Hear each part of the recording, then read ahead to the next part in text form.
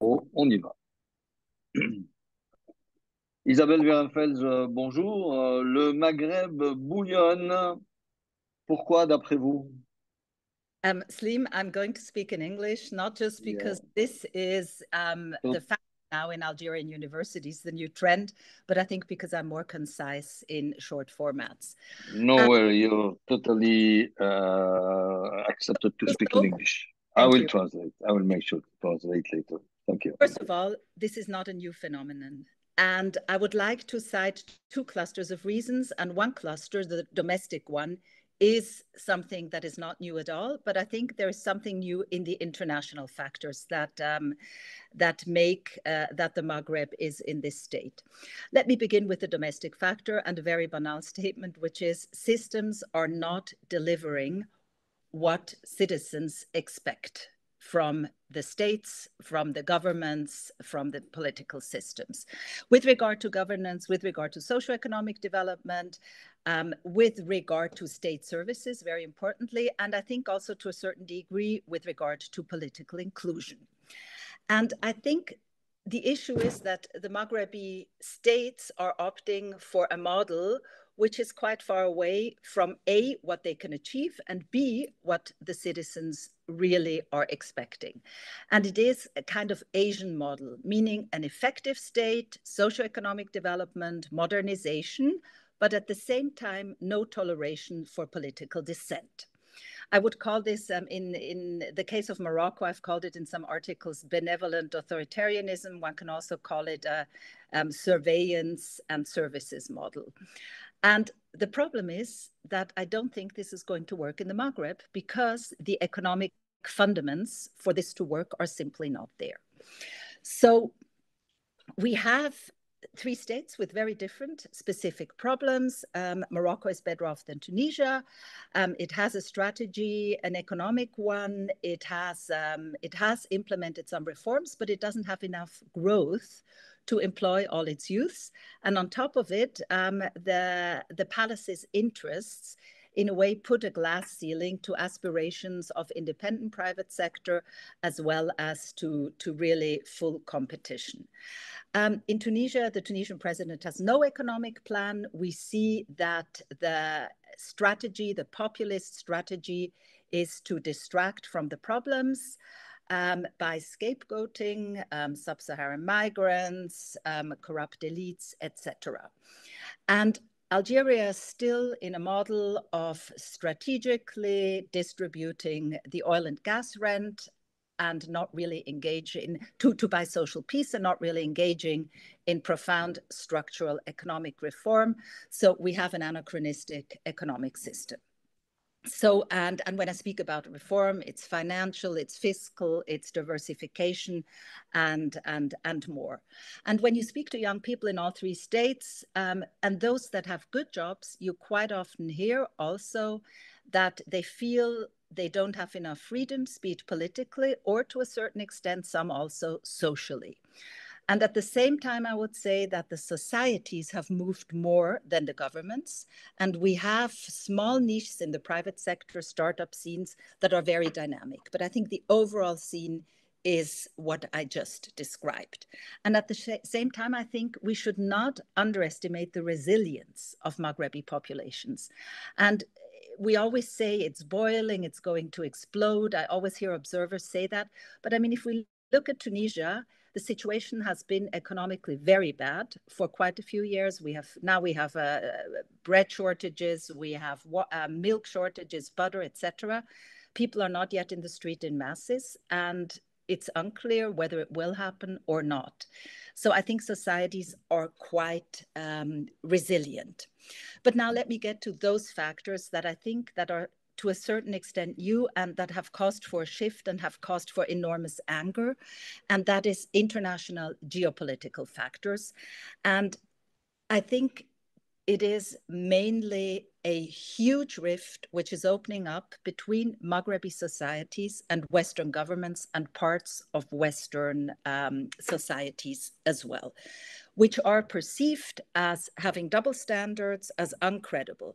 And this already became obvious with the war on Ukraine, the Russian war on Ukraine, where it was clear that the Western narrative, the Western perspective on this was not shared by parts, I would say large parts in Algerian, Tunisian society, maybe a bit smaller parts in Moroccan, but it's hard to tell.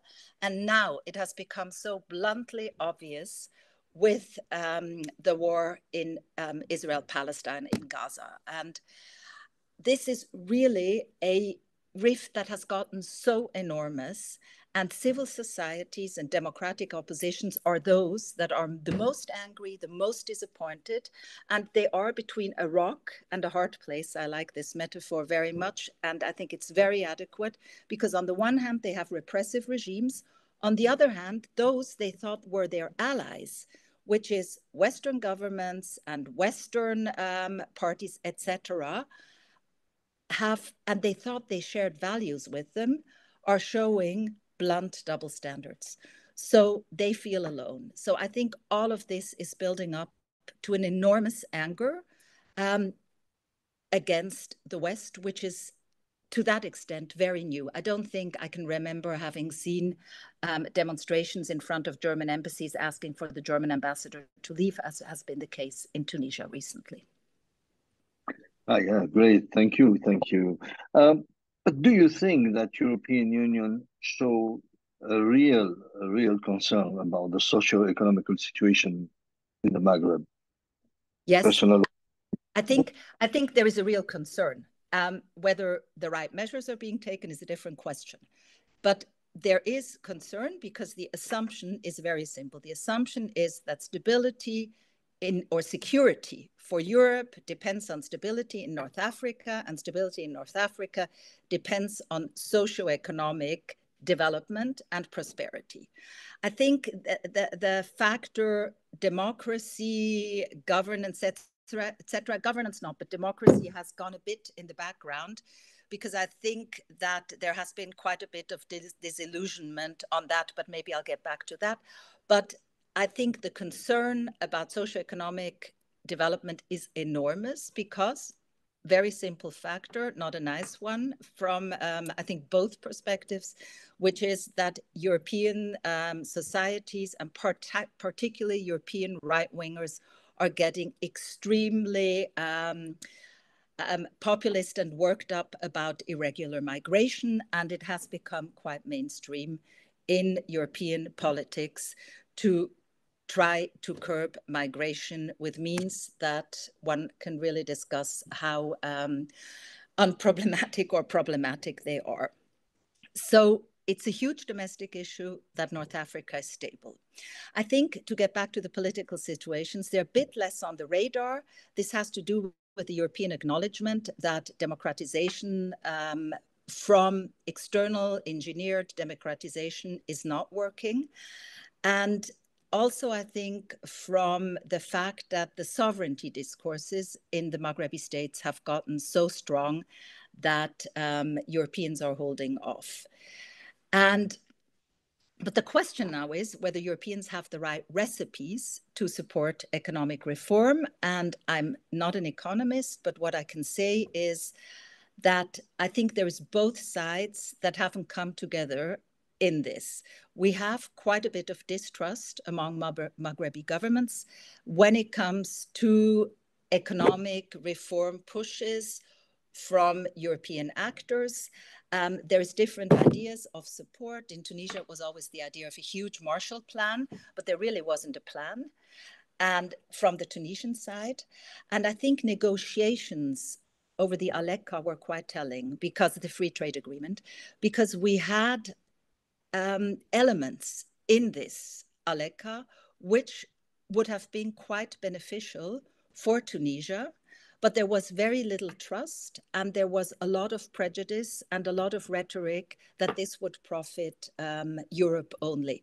But I think in the mid and long term, it would have also profited or modernized the Tunisian economic sector. There were drawbacks, there were good things, but it showed how things did not come together. And interestingly, it was not just unions that were against it, but was also elites that were afraid they were going to lose their privileges because there would be real competition.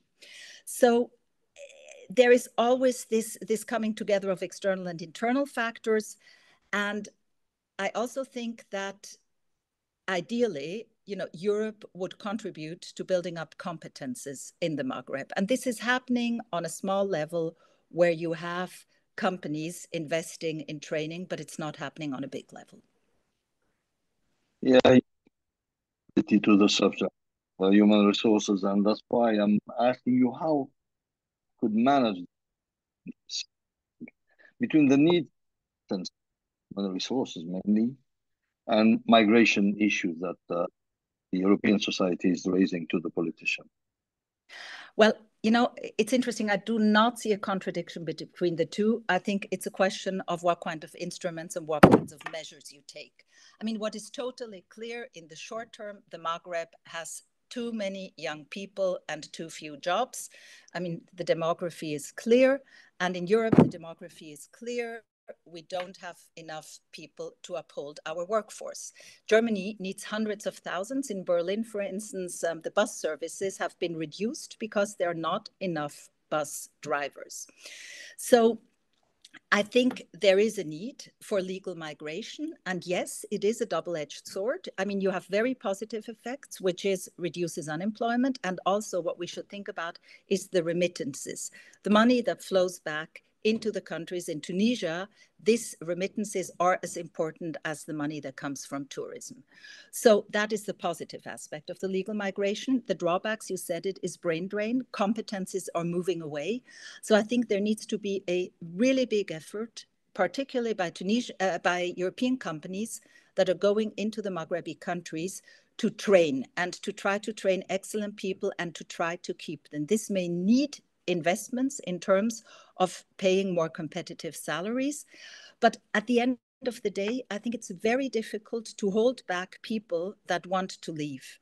So yes, if you try to create a framework, it's good. But I think the reason they are leaving is there are many reasons why they're leaving. And if there were no if there were no opportunities in Europe, they may still try to leave. They maybe would go somewhere else.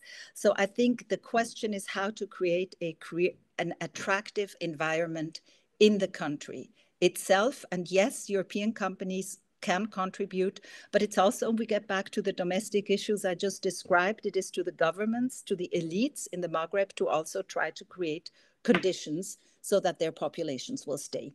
And by the way, in Europe, we also have a huge problem. We have enormous obstacles to legal migration.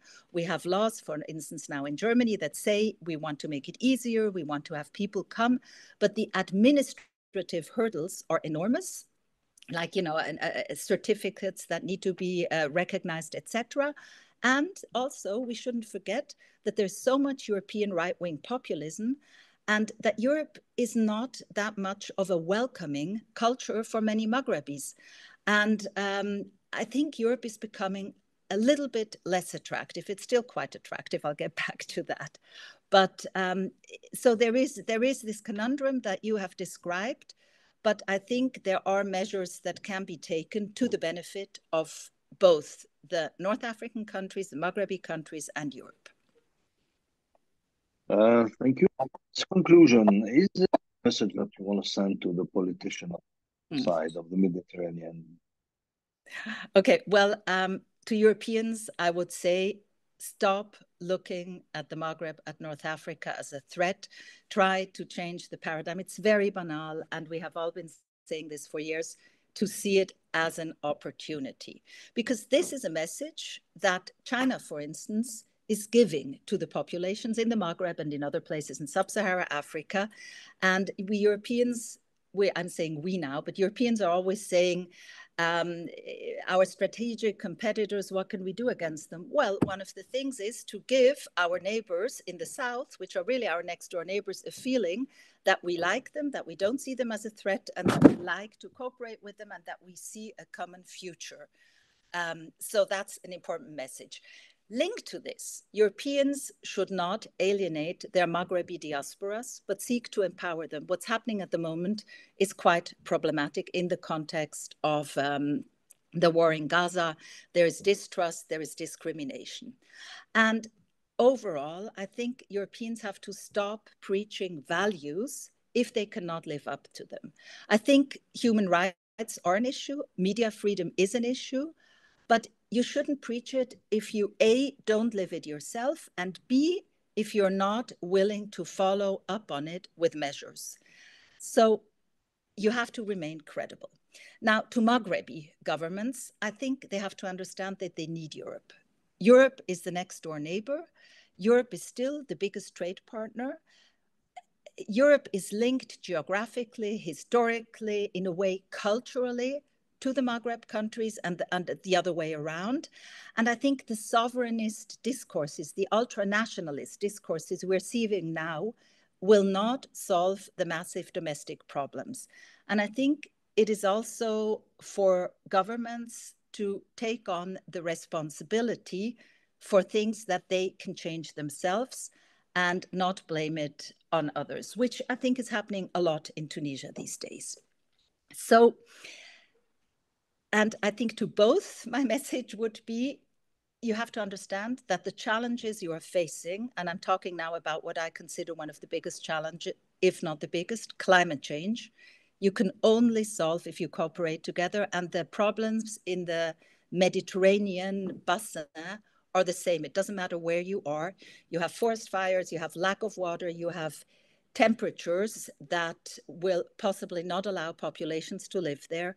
So there's a huge common interest to do things together. Also renewable energies, there's so much that can be done together. And I would like to just say the very last thing, despite all the negative things I said in the beginning, and also the geopolitical developments which are pushing away Maghrebi societies, there's still one thing that's very clear. When Maghrebis want to emigrate, they want to go to Europe primarily. We also have Canada, yes, we have the US, but it's Western countries they want to go to.